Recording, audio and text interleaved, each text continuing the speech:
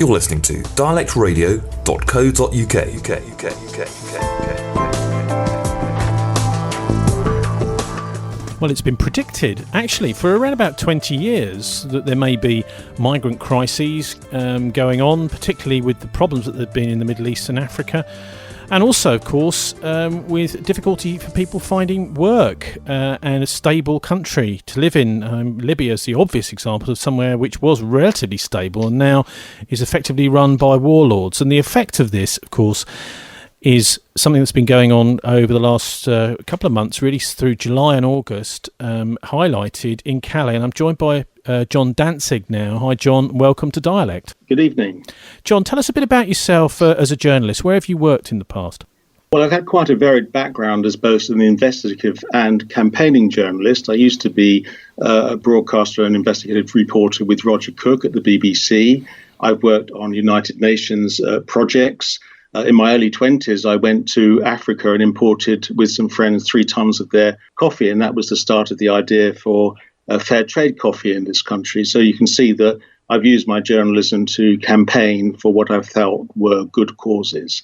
Now, not all journalists do that, do they? What is it that drives you to do the campaigning style of journalism? Well, I guess because I've always tried to have humanitarian values, not wanting to be self-righteous about it, but people have said to me sometimes, Jon, you can't change the world. And I've said, maybe, but I'll have a good try.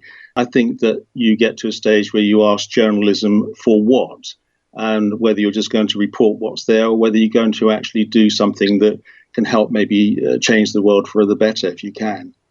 Before we go on to talk more about the migrant crisis, give us your thoughts about the sorts of pressures that there are on journalists working in Reuters, places like that, the more in the mainstream, staff journalists, not necessarily to report both sides of a story.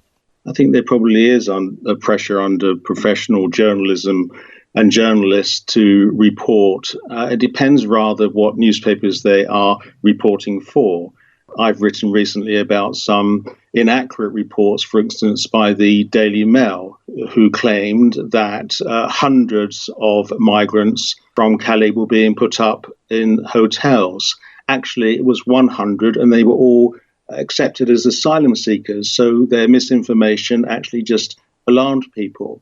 They also claimed in the last couple of weeks that 70% of the migrants and refugees in Calais were making it through to Britain. And they got that information, they said, from the Chief Constable of Kent. But actually, the Chief Constable of Kent didn't say that. What he actually said was that within 4 months, the migrants in Calais disperse, 70% of them go elsewhere, and we don't know where they go. We don't know whether some of them come to Britain or they go elsewhere in France or try and seek asylum in another country.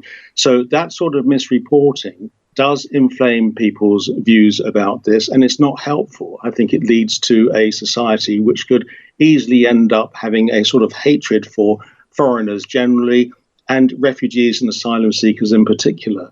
Do you think any politicians are also in danger of drumming up this xenophobia?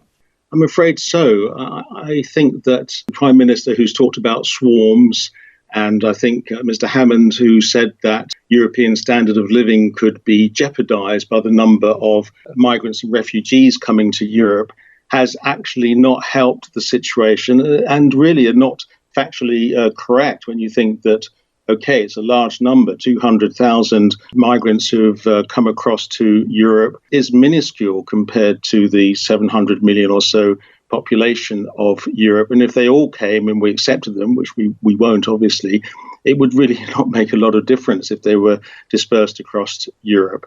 But I think that sort of language actually can be very dangerous to society when, after all, the United Nations has described this as the worst refugee crisis since the Second World War. I believe the worst crisis on record.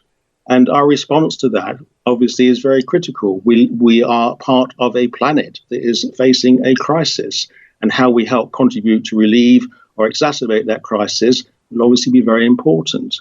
Some have compared the scale of the movement of migrants to the hundreds of thousands of people that were shipped across the Atlantic to colonise the United States. Obviously, the situation is very different, and some people were a little bit more, shall we say, voluntary going across the Atlantic. But what is it that causes these giant migrant crises, this one specifically? Well, there's no doubt that this crisis has been brought about by war and violence and terrorism. And those who say that most of these people are economic migrants are really doing a disservice both to the truth and also to the people who are risking their lives, people and children risking their lives to escape horrible danger and violence and the threat of violence in some of the most war-torn countries in the world. 62% of those who reached Europe by boat this year were from Syria, Eritrea and Afghanistan, according to the United Nations, a source that I mostly do trust. And these are the countries that are torn apart by war and dictatorial oppression and religious extremism. And their citizens, when they arrive from those countries, are almost always accepted as asylum seekers with a right to refuge in Europe. We should not be demeaning these people by describing them in the wrong way.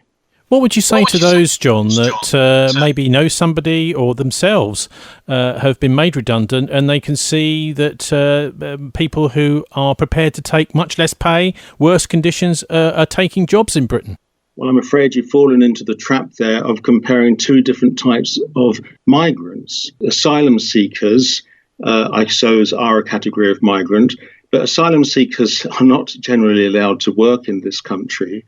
They only get the minuscule amount of benefits. They're not entitled to normal benefits. They get around £36 a week to subsist on. And they're mostly poverty-stricken. And the small numbers, I mean, for instance, the few thousand in Calais are only about between 1% and 2% of the total number of migrants and refugees who have sought refuge in Europe. So it's just, by comparison, a small number have gone to Calais.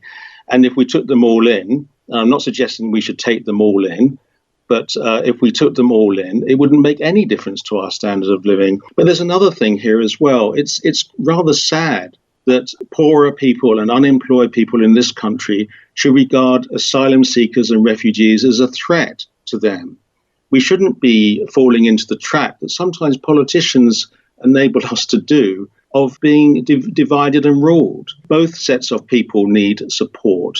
We shouldn't say either or. If someone goes into hospital or people go into hospital, we don't say, oh, they're being looked after by the NHS, so people who are unemployed will get less. We shouldn't be thinking that way. We are one of the richest countries in the world, and Europe is the richest continent in the world.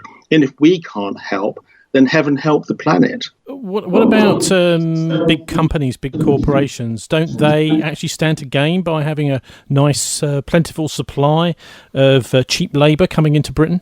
Well, again, you're talking about people working, and asylum seekers generally are not allowed to work. But generally, if you're talking about migrants generally, then modern societies, modern countries have succeeded by migration. We generally are richer by having people come here from other countries. And British people have also benefited from going abroad.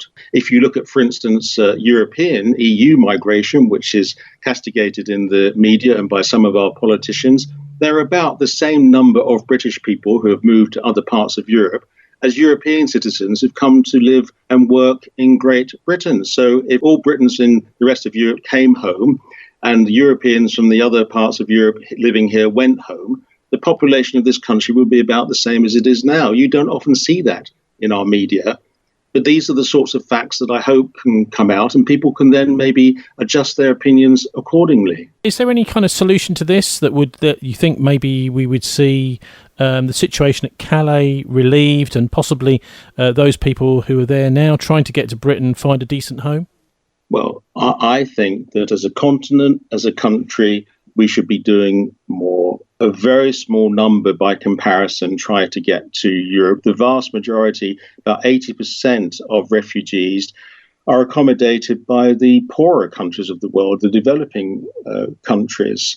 Lebanon, for example, houses 1.2 million Syrian refugees, and they've only got a total population of 4.5 million. So you can imagine the impact it has on them. We have only got a few tens of thousands of refugees living in this country, which I don't think has any impact really on our population and standard of living. We should be doing more. In the 1930s, we had children coming here on the kinder transport, mostly Jewish refugee children, who were escaping certain death by the Nazi regime. And before the war started, some thousands of children were allowed to get a train unaccompanied because the Nazi regime wouldn't allow them to come with adults. And they arrived in this country, and each one had to be sponsored to the tune of £50, which in the late 1930s was a lot of money. And ordinary families took them in. And I just wonder where that sort of traditional British value is at the moment. I'm sure that there were people in the 1930s who decried refugees coming here. But then when I'm reminded of that story of the kinder transport and the children coming here unaccompanied and being looked after, and when I look at the newspapers today about the children coming here who are from war-torn countries who've had to leave their parents behind, there doesn't seem to be the same amount of empathy. And I think we should reconsider and look at ourselves about that. You can go and see my work on my profile website, which is at eyesears.com, eyesears.com. Keep your eyes and ears open. Thanks very much, Jon Danzig, for joining us on Dialect today. Thank you. You're listening to dialectradio.co.uk.